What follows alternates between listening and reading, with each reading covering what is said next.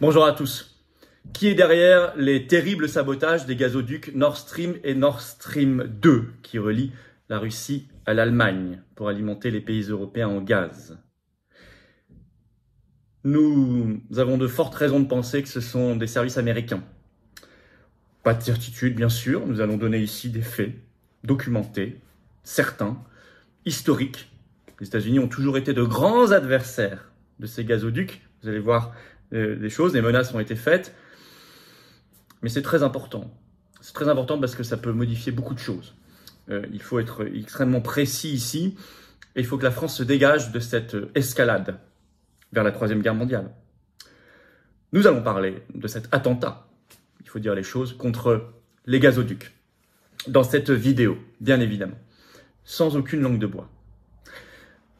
Je vous rappelle que je fais un tour de France de la résistance. J'étais hier à Caen. Bravo à la référente Christine, à son équipe départementale, aux militants. C'était formidable, c'était plein à craquer avec une dédicace par ailleurs de mon dernier livre, Crise.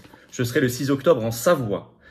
Contactez pour information, voire inscription, référence 74 de la Haute-Savoie, parce qu'ils travaillent ensemble. Référence 74, tout collé sans accent, @les-patriotes.fr, c'est le 6 octobre. Et j'aurai grand plaisir à vous voir. Je vous rappelle l'événement national à Paris, le 8 octobre, nous aurons le temps d'en reparler, mais ça va être un très très grand rendez-vous de la résistance. L'après-midi, vous réservez déjà votre journée, bien évidemment, votre après-midi en tout cas. Continuez de vous abonner à cette chaîne YouTube. Le petit bouton s'abonner en dessous, c'est gratuit, c'est un clic, c'est un quart de seconde. Plus vous êtes abonné, plus les vidéos circulent. Ce qui se passe en ce moment nécessite que les Français soient réellement informés. Ils sont désinformés essentiellement par les grands médias. Il faut qu'ils soient ici informés pour rentrer en résistance et en lutte. Je compte sur vous. Merci infiniment à ceux qui se sont abonnés récemment et à ceux qui vont le faire dans les secondes qui viennent. Nous fêtons nos 5 ans aujourd'hui, 29 septembre 2022, 29 septembre 2017, les Patriotes. 5 ans de résistance, 5 ans de conviction, 5 ans de combat. 40 000 adhérents, des millions de Français mis dans la rue en manifestation, 120 référents, des équipes départementales, des militants. C'est formidable. Le plus grand mouvement souverainiste de France et défense des libertés, défense de la paix. C'est peut-être le moment de le rejoindre aujourd'hui ou de reprendre votre adhésion annuelle ou de faire un don de soutien pour financer nos actions parce qu'on n'a pas un centime de financement public cette année, rien du tout, qu'on est anti-oligarchique. Ça se fait, je vous attends. Le lien pour adhérer, vous aurez cette carte orange, bien sûr, et vous rencontrerez des gens immédiatement près de chez vous qui pensent comme vous. Ça, c'est formidable. Le lien pour adhérer ou réadhérer, c'est le même. C'est le premier lien sous la vidéo en description. Il est également en commentaire épinglé dans les dernières secondes de cette vidéo en cliquant sur votre écran directement. Sous la vidéo en description, deuxième lien, vous le savez, c'est pour faire un don de soutien aux Patriotes. C'est défiscalisé aux 2 tiers pour vous, les dons comme les adhésions et comme les réadhésions aux 2 tiers. Pensez-y. Et ça permet de financer tout ce qu'on va faire. Tour de France, c'est le 8 octobre et tout le reste, qui coûte très, très cher. Et vous êtes, voilà. On est tous une pierre à l'édifice de la résistance et de la libération. Je vous remercie au nom du mouvement. Je vous dis bravo aux donateurs, aux réadhérents et bienvenue aux nouveaux résistants, adhérents patriotes, surtout en ces 5 ans. Alors, les États-Unis veulent-ils accélérer le déclin industriel, économique, énergétique du continent européen et accélérer la guerre? En tout cas, un clan américain, je n'accuse pas tous les Américains, ni évidemment le peuple. Vous avez bien compris, je parle des faucons de Washington. En ayant délibérément détruit, saboté les gazoducs Nord Stream et Nord Stream 2. Alors en effet, qu'est-ce qui s'est passé ces 26 et 27 septembre? Les gazoducs ont été soudainement touchés par des fuites. Au départ, 3 fuites détectées, 4 depuis le 29 septembre, en mer Baltique, en 2 points essentiellement, qui sont distants de plus de 70 km, dans les eaux territoriales danoises et suédoises. Alors selon l'agence danoise de l'énergie, les fuites de gazoducs sont extrêmement rares et très vite, on le sait par une dépêche de l'AFP du 28 septembre, le sabotage ne fait plus de doute selon les experts et les spécialistes, c'est évident. Alors sur Twitter, sur ce 28 septembre, Ursula von der Leyen, la présidente de la Commission européenne, a évoqué un acte de sabotage, je cite toujours, qui entraînera la réponse la plus ferme possible. Nous verrons Ursula, si on apprend que c'est américain, si vous aurez le cran et le panache de répondre de manière la plus ferme possible contre les Américains, j'ai un sérieux doute. Bon, en tout cas, vous êtes tout de suite là pour faire monter les tensions, mettre de l'huile sur le feu, évidemment. Alors, pourquoi il y a des suspicions fortes sur les États-Unis? D'abord, ça pourrait être leur intérêt. C'est cohérent avec ce qui s'est passé ces derniers mois, vous verrez même plus tard ces dernières années, même ces dernières décennies. Avec notre analyse depuis le début, vous allez voir toutes ces vidéos. C'est-à-dire qu'ils veulent, manifestement dans cette guerre, ils font tout pour couper un lien entre la Russie et le continent européen en termes géostratégiques et notamment énergétiques. Obliger les pays européens à se tourner vers le gaz naturel liquéfié américain, qui est essentiellement issu de gaz de schiste. Bon. Et affaiblir des concurrents industriels au passage, parce que comment fonctionne l'économie par l'énergie, bon, c'est comme ça, notamment l'industrie allemande. Et ça marche, puisque ce 28 septembre, suite à cette affaire des gazoducs, l'euro a encore chuté, il est tombé à 0,95 $. Alors, les accusations visant les États-Unis, la Maison-Blanche a répondu le 28 septembre en disant, je cite, que c'était ridicule. Mais pourquoi on peut penser que ça n'est pas ridicule? Alors, d'abord, un État est forcément derrière cette affaire, un acteur étatique. Je vais citer un journal allemand très sérieux, le Tagesspiegel, dans un article du 28 septembre sur cette affaire. Je cite, « En raison de la complexité de l'attaque, les experts et milieux gouvernementaux estiment qu'elle ne pouvait être menée que par un acteur étatique. » Alors qui? Les États-Unis, on en reparlera, on en a parlé. La Russie, vous voyez beaucoup, si vous allumez la télé en France en ce moment, on va vous dire probablement que c'est la Russie, comme toujours. Enfin, la Russie, il y a quand même un petit souci, c'est que elle, le gazoduc, il lui suffit de fermer le robinet pour couper l'accès énergétique vers les pays européens. Elle n'a pas besoin d'aller saboter son propre matériel qui lui appartient en grande partie. Donc c'est très curieux, ce serait extraordinairement curieux. Bon. Aussi curieux que de bombarder la centrale nucléaire de Zaporizhzhia où il y a déjà 500 militaires russes. Bon. Alors, ceci dit, les États-Unis, vous savez, ce sont leurs amis. Certains de leurs amis ont dit que c'était eux.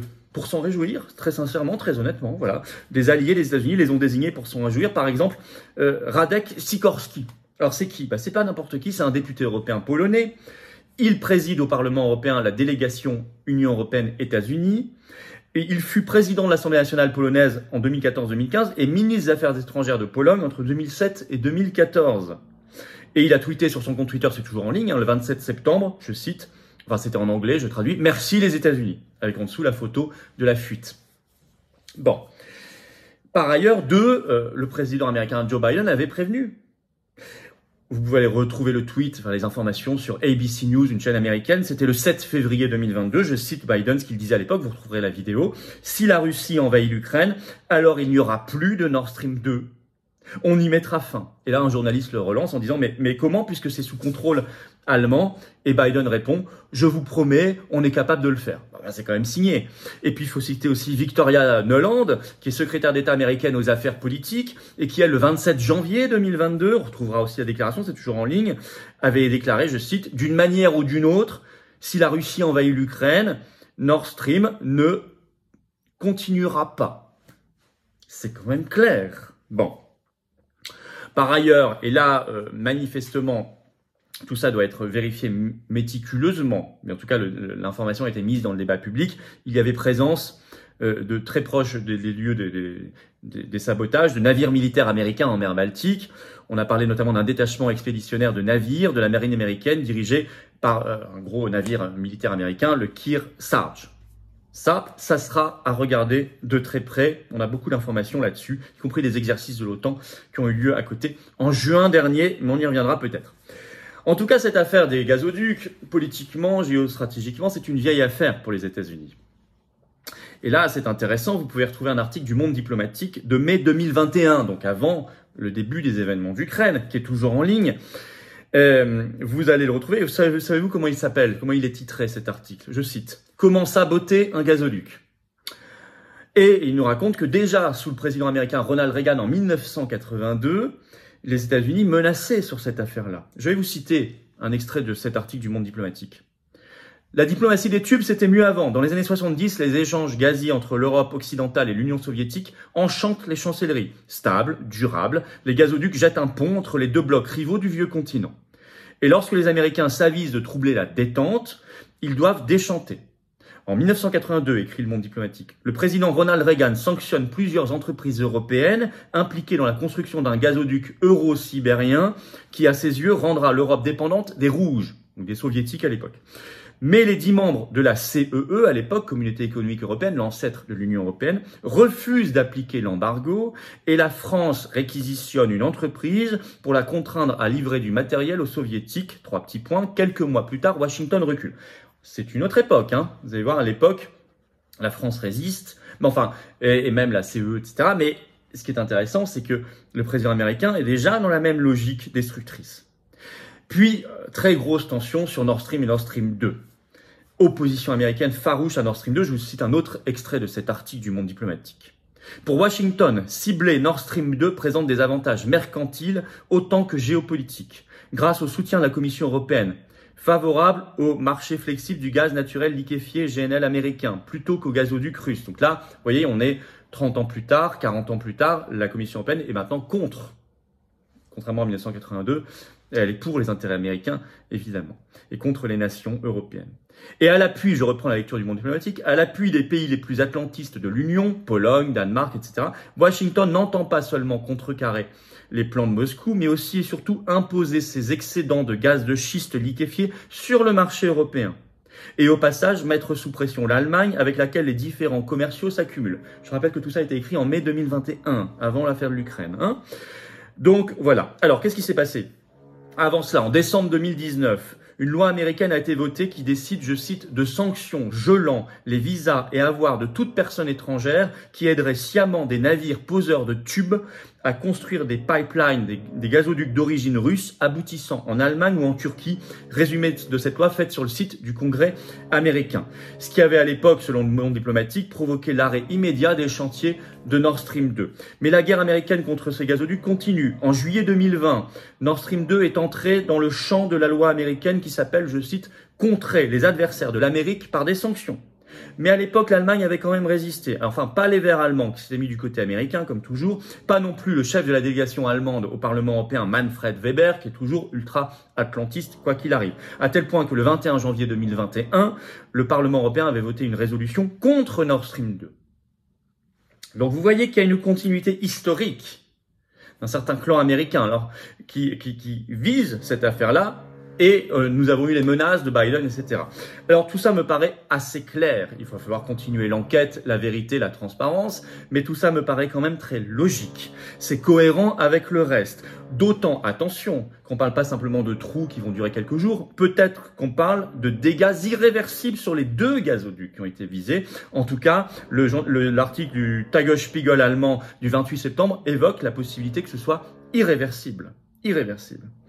Alors évidemment, quand on va vers tout cela, c'est un acte de guerre, de sabotage. On risque une 3e guerre mondiale. Et la France doit s'en écarter au plus vite, doit lutter contre cette escalade de guerre. Ça ne pourra pas se faire en restant dans l'OTAN. Ça ne pourra pas se faire en restant dans l'Union européenne. Ça ne pourra pas se faire en restant dans les jupes d'Ursula von der Leyen.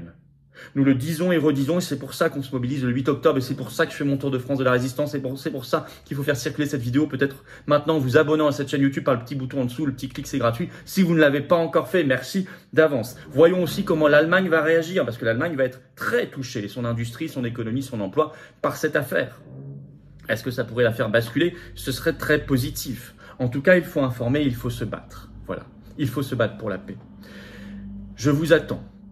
6 octobre, référence 74@les-patriotes.fr, tout collé sans accent si vous voulez être informé sur la venue en Savoie. 8 octobre à Paris, grand rendez-vous national de la résistance, je vous attends. Venez aux Patriotes, nous fêtons nos 5 ans aujourd'hui. 29 septembre 2022. 5 ans. Adhérez ou réadhérez, profitez-en, il y a cette carte orange d'espérance. Battons-nous pour la paix, la souveraineté, la liberté, la sortie de l'OTAN, le Frexit, l'avenir de la France libre et de l'humanité. Le lien pour adhérer ou réadhérer, c'est le même. Il est sous la vidéo en description, il est également en commentaire épinglé et en quelques secondes en cliquant sur votre écran. Sous la vidéo en description, 2e lien pour faire un don de soutien aux Patriotes. Vital. On n'a pas d'autre source de financement, or on fait. Et on fait et ça coûte cher et nous aussi on se prend l'inflation. Bravo en tout cas aux donateurs, aux réadhérents, bienvenue aux nouveaux Patriotes. Tout ça est défiscalisé aux 2 tiers pour vous et vive la France.